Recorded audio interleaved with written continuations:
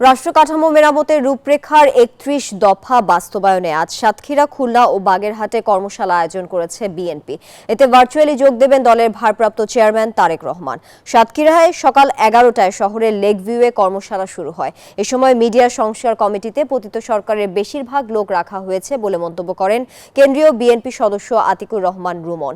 সাতক্ষীরা জেলা বিএনপির আহ্বায়ক সৈয়দ ইফতেখার আহমেদের সভাপতিত্বে কর্মশালায় বক্তব্য রাখেন বিএনপির উপদেষ্টা ইসমাইল জবিউল্লাহ, কেন্দ্রীয় বিএনপির প্রশিক্ষণ বিষয়ক সম্পাদক এবিএম মোশাররফ হোসেন সহ অনেকে।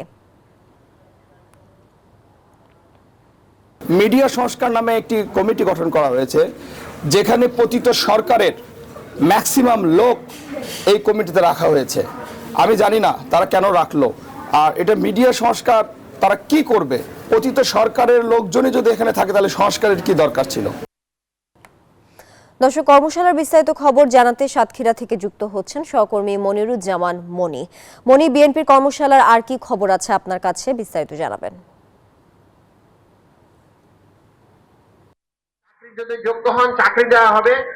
আপনি ঠিক যেমনটি বলছিলেন, আজকে কিন্তু কেন্দ্রীয় বিএনপির আয়োজনে রাষ্ট্র সংস্কারের যে ৩১ দফা বাস্তবায়নের লক্ষ্যে এখানে সাতক্ষীরা তুফান কনভেন্ট সেন্টারে সকাল ১১টা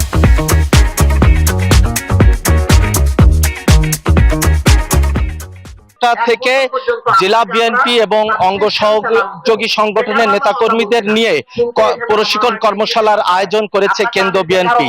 তারই অংশ হিসাবে সকাল ১০টা থেকে জেলা বিএনপির আহ্বায়ক সৈয়দ ইফতেখার আলীর সভাপতিত্বে এই কর্মশালা শুরু হয়। এখানে কেন্দ্রীয় বিএনপির উপদেষ্টা জাবিউল্লাহ এবং কেন্দ্রীয় বিএনপির প্রশিক্ষণ বিষয়ক সম্পাদক এবিএম মোশাররফ হোসেন, কেন্দ্রীয় বিএনপির প্রকাশনা সম্পাদক হাবিবুল ইসলাম হাবিব, কেন্দ্রীয় বিএনপির সদস্য আতিকুল ইসলাম রুমন, রেনা আক্তার রানু, কেন্দ্রীয় মহিলা দলের সাধারণ সম্পাদক মাহমুদা হাবিব, নির্বাহী কমিটির সদস্য শহীদুল আলম এবং কাজী আলাউদ্দিন এই কর্মশালা প্রশিক্ষণে কেন্দ্র থেকে অংশ নিয়েছেন এবং আগামী জাতীয় সংসদ নির্বাচনে ত্রিয়োদশ জাতীয় সংসদের যে নির্বাচন, এই নির্বাচনে দলীয় নেতাকর্মীরা জনকল্যাণে মানুষের পাশে কাজ করতে পারে সে ব্যাপারেও দলীয় নেতাকর্মীরা কিন্তু দলীয় কর্মীদেরকে দিক নির্দেশনা দিয়েছেন।